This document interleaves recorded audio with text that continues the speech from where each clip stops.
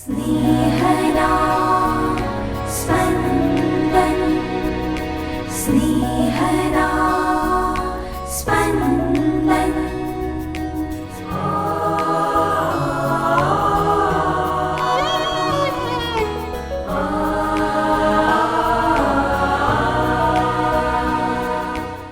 સામાન્ય કાળના 10મા અઠવાડિયાનો મંગળવાર.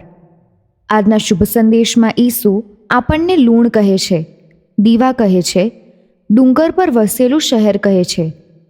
આપણે આપણી આ અસ્મિતા સ્વીકારી એમાં વિશ્વાસ મૂકીએ. સાંભળીએ સંત માથીકૃત શુભ સંદેશ, અધ્યાય 5, કડી 13-16. તમે ધરતીનું લૂણ છો, પણ લૂણ જ જો અલૂણું થઈ જાય તો એને સલૂણું કરવું શાથી? એ કશા કામનું રહેતું નથી. એને ફગાવી દેવું જ રહ્યું અને લોકોના પગ તળે રોળી નાખવું જ રહ્યું. તમે દુનિયાના દીવા છો. ડુંગર ઉપર વસેલું શહેર ઢાંક્યું રહે નહીં. લોકો દીવો સળગાવીને ટોપલા નીચે નથી મૂકતા, પણ દેવી ઉપર મૂકે છે. ત્યારે જ તે ઘરના બધાને અજવાળું આપે છે. એ જ રીતે તમારો પ્રકાશ લોકો આગળ પડવા દો, જેથી તેઓ તમારા સારા કૃત્યો જોઈને તમારા પરમ પિતાના યશોગાન ગાય. स्नेहदा स्पन्दन स्पन्दन। ઈસુ આપણને લૂણ કહે છે. લૂણના પહેલાં ગાંગડા મળતા, હવે લૂણ પાવડર રૂપે મળે છે. જે પણ રૂપમાં હોય, લૂણ ઓગળી જતું, લૂણ નરી આંખે દેખાતું બંધ થઈ જતું. લૂણનો અનુભવ કરવો હોય તો એ રસોઈ ચાખવી પડતી. ચાખતાં જ લૂણની હાજરી પરખાઈ જતી. લૂણ જ્યાં હોય ત્યાં તેની હાજરી ઢાંકી રહેતી નહીં. લૂણની આ ખાસિયત કે ઓગળી જવું અથવા અસ્તિત્વ મિટાવી દેવું અને લૂણની હાજરી ઢાંકી ના રાખી શકાય, ખૂબ પ્રેરણાદાયી છે.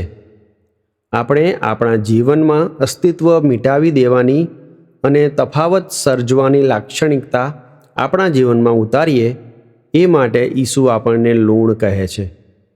લૂણની એક નબળાઈ છે, એ અલૂણું થઈ શકે છે. લૂણ પોતાની ખારાશ ગુમાવી દઈ શકે છે. લૂણ નામનું જ છે, કામનું નથી.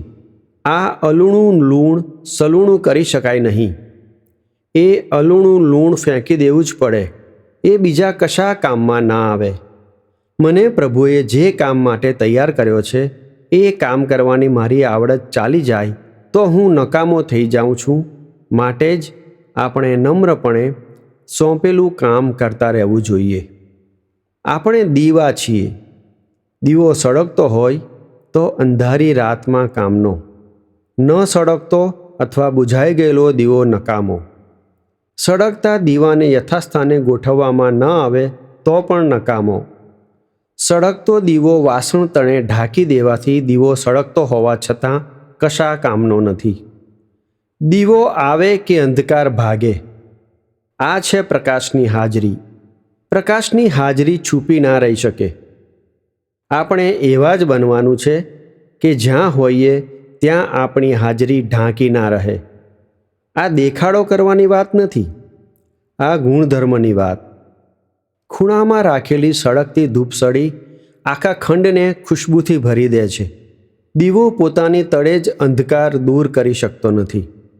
આ હકીકતનું હકારાત્મક દ્રષ્ટિએ અર્થઘટન કરી શકાય કે જાહેર સેવામાં જોતરાયેલી વ્યક્તિ પોતાના કુટુંબની દરકાર કર્યા વિના સમાજની સેવામાં જ મંડેલી રહે છે.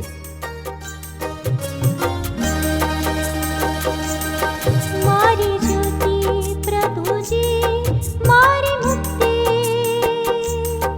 मारी ज्योति प्रभु जी मारी मुक्ति।